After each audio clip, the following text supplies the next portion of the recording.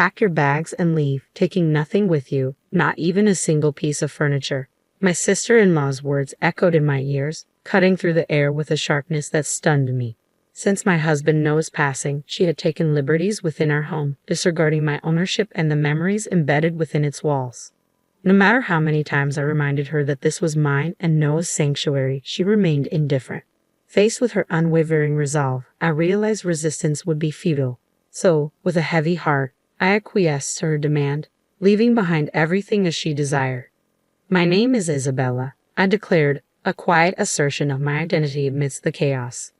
Noah, a promising young CEO who inherited his father's business empire, and I, his devoted secretary turned wife, had shared a journey of love and companionship. Our bond had weathered storms, our love enduring and unwavering. Yet, amidst our happiness lurked a shadow in the form of my older brother, Liam.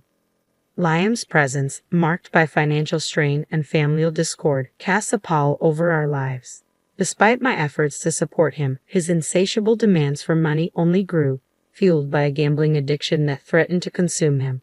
His wife, Harper, added to our woes, her presence a constant reminder of the complications that entangled us.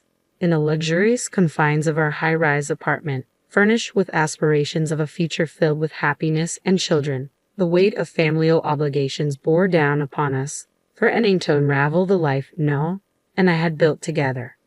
After 2 years of diligent preconception care, I finally found myself expecting. However, the joy of impending motherhood was often overshadowed by the demands of frequent hospital visits, pulling me away from home. During my absences, Harper, Lamb's wife, would occupy our space. Her presence would have been tolerable had it not been for the mess she left behind and her tendency to treat me like a servant. "Isabella, I'm hungry. Fetch me something," she would command, as if it were my sole purpose to cater to her needs. Even when I was rushing off to the hospital, her requests for food delivery persisted, with no offer to contribute financially or assist in any way. Discussions with Liam proved fruitless, as he merely echoed his wife's sentiments, suggesting that our financial status absolved them of any responsibility. But the issue at hand transcended mere monetary concerns. Confrontations with Harper only led to dismissive retorts, further exacerbating my frustration. For over 6 months, their behavior had weighed heavily on me, compounded by the stresses of pregnancy. Despite confiding in Noah and seeking intervention from my parents, the situation remained unchanged. As the arrival of our baby drew nearer, the urgency to resolve these tensions intensified. While luxury was a dream for many, I understood that wealth should not be squandered, especially at the expense of others. I harbored a daily hope that Harper and Liam would cease their reckless gambling, recognizing the harm it inflicted. The strain of managing these familial conflicts, coupled with the discomforts of pregnancy, often left me seeking solace in assisting with Noah's company work from home. Engaging in seated tasks like paperwork provided a temporary respite from the turmoil. However, the worsening dynamics between Harper, Liam, and myself reached a breaking point on our anniversary. Noah and I had plans for a romantic dinner at a prestigious restaurant with a breathtaking city view, yet the looming tensions threatened to overshadow what should have been a joyous occasion. Anticipating our upcoming getaway, I made meticulous preparations. Tomorrow marked the beginning of a 3-day, 2-night retreat at a luxurious hotel, a prospect that filled me with excitement. I indulged in new clothes and a fresh hairstyle, eager to maintain the allure that Noah found in me, even at the age of 35. As always, Harper tagged along, relishing in the indulgence at my expense. Yet her presence didn't dampen my spirits. I meticulously checked our preparations, ensuring nothing was overlooked amidst the flurry of excitement. Despite the whirlwind of tasks, the prospect of our hotel stay buoyed my spirits. However, as the hours passed, Noah's anticipated return home failed to materialize, accompanied by a conspicuous absence of any message. I reassured myself, speculating that perhaps he was engrossed in work matters. But as the silence persisted, a sense of unease crept in. Just as I contemplated reaching out to his office, my phone interrupted the silence, the caller ID displaying an unknown number. Answering hesitantly, I was met with grave news: urgent summons to the hospital. "Is this Mrs. Noah? Please come to the hospital immediately," the voice urged, leaving me reeling with dread. Hastily gathering essentials, I hailed a taxi, each passing moment heavy with apprehension. Upon arrival, I was ushered into the sterile confines of the surgery waiting area. The nurse guided me to an examination room, where the doctor's grim explanation shattered my composure. Noah had been involved in a collision, his condition critical as he underwent surgery. The words hung in the air, laden with the weight of uncertainty. The doctor's cautionary words pierced through the haze of shock, preparing me for the possibility of an outcome too devastating to contemplate.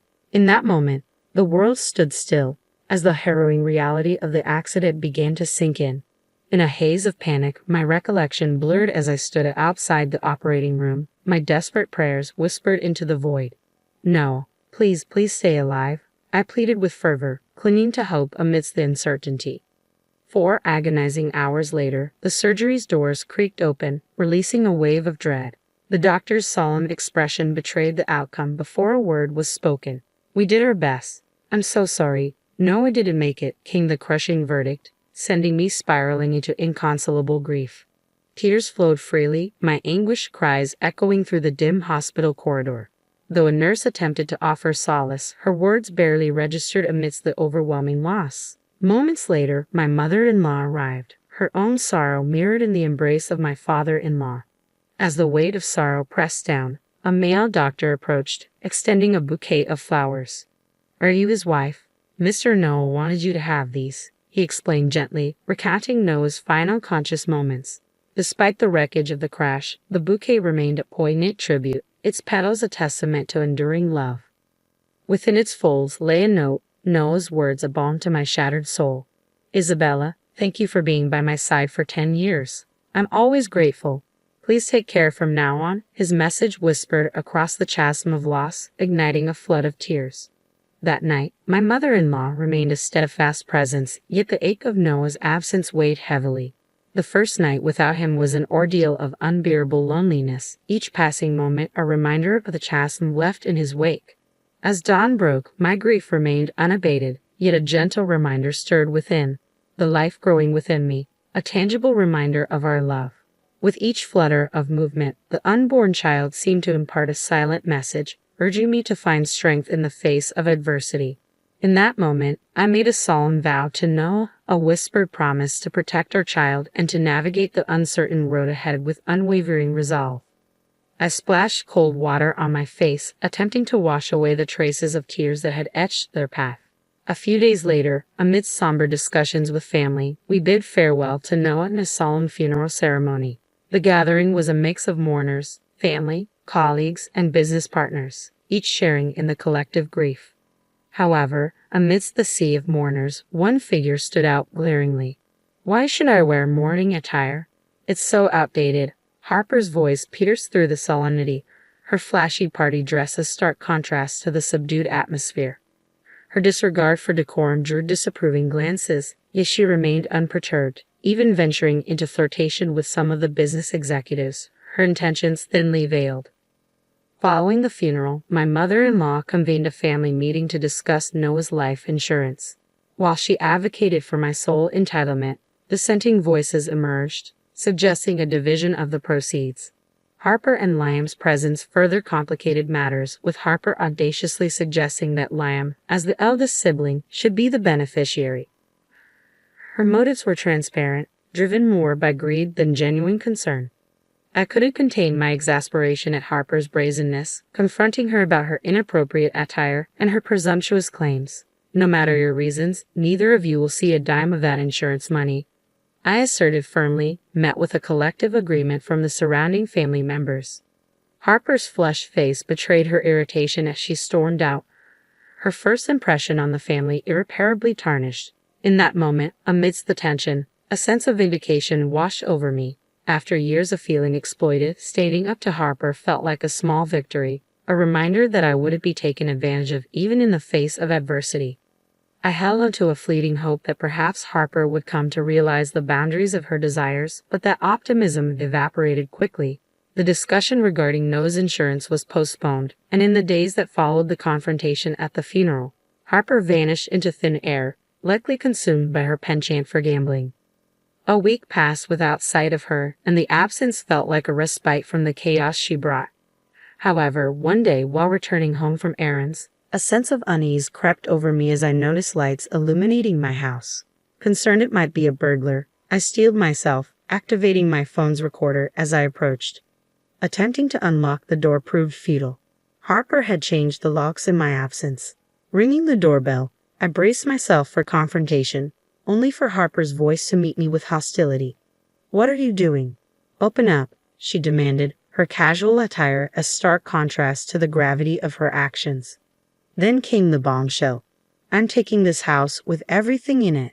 Leave everything and go." Her words struck like a thunderbolt, a cruel reminder of the turmoil that had engulfed my life. Yet amidst the disbelief, a chilling realization dawned. These were the same words Noah's sister had uttered when he first brought me to this home. "This is Noah's house, not mine. You should leave. You don't have a husband anymore," she continued, her words laced with disdain. Her claim of doing me a favor echoed hollowly in the air, a thinly veiled attempt to assert control over what remained of my shattered world. In that moment, with the weight of her words pressing down, I made a calculated decision to step back, knowing that resistance would only weaken me further. For now, I chose to bide my time, holding on to the recording as a trump card for the future. "Fine," I conceded, though the fire of determination burned fiercely within, awaiting its moment to ignite. I uttered a firm goodbye and departed, seeking refuge with my mother-in-law, who graciously welcomed me into her home. Pouring out the tale of Harper's audacious actions, I played the recording, her shock mirroring my own. "This is akin to theft," she declared, her concern palpable. "You could seek compensation for the emotional distress," she added, urging me to seek legal counsel. Following her advice, I contacted both the authorities and a lawyer the next day. The legal expert confirmed the severity of the situation, assuring me of the possibility of obtaining compensation. Keeping my mother-in-law updated on the developments, I also relayed the ordeal to my own parents, though their attention seemed to be firmly fixated on Liam's troubles. The audacity of Harper's actions, attempting to seize a home from a pregnant woman, defied belief. Seeking solace, I wrapped my arms around my mother-in-law, finding comfort in her embrace. In a moment of solemnity, she drew back, her gaze meeting mine with unwavering sincerity. Speaking of the insurance money, she expressed her desire for me to have it, a sentiment echoed by Noah himself. With a sense of trepidation, she handed me an envelope, its contents revealing Noah's handwritten words. Tears welled in my eyes as I recognized his familiar script, a will penned in preparation for life's uncertainties. As the CEO of a thriving company, Noah had foreseen the unpredictability of existence. The letter left no room for ambiguity. All insurance proceeds and savings were to be allocated to me and our unborn child. Regarding the company, Noah had expressed hope that I might succeed him as CEO, yet acknowledged the complexities of parenthood. He suggested the option of a temporary hiatus, entrusting the company's reins to a dependable employee. I hesitated at the prospect of assuming control of Noah's company, unsure if I possessed the capabilities to fill his formidable shoes. Yet as I immersed myself in the heartfelt words of his letter, I felt his presence enveloping me, his unwavering belief in my abilities stirring a wellspring of emotion. Tears flowed freely as I allowed myself to mourn, finding solace in the comforting embrace of my mother-in-law. Once composure returned, I expressed my agreement regarding the insurance money, though the decision concerning the company required more contemplation. Graciously, she offered me refuge under her roof, a gesture I accepted with heartfelt gratitude. Exhaustion weighed heavily on me, and I succumbed to sleep with surprising ease. The following day, bolstered by my mother-in-law's encouragement, I embarked on a journey of legal proceedings. Armed with the guidance of a lawyer, I navigated the intricate maze of paperwork, finding reassurance in the assurance of due compensation. Sharing the day's events with my mother-in-law, I discovered she had already disseminated the news among our family members. My own parents, disillusioned by Liam's actions, distanced themselves from the ordeal, leaving me with a sense of disappointment. A few days later, a call from the police signaled the culmination of our efforts. Accompanied by law enforcement, I bore witness to the swift hand of justice as Harper and Liam faced the consequences of their actions. Their expressions of shock and fear provided a semblance of closure, though the road to redemption remained uncertain. With their eviction from the rented apartment and the acknowledgement of their wrongdoing, I hoped this ordeal would serve as a wake-up call. Yet their journey towards repentance and restitution had only just begun. Returning to the familiarity of my high-rise apartment, I shared my decision with my mother-in-law, a renewed sense of purpose guiding my resolve. Embracing Noah's legacy as my own, I vowed to honor his memory by continuing his work as CEO. As I gazed upon a photograph of Noah, a sense of belonging washed over me. "I'm home," I whispered, a smile gracing my lips as I embraced the future with renewed determination.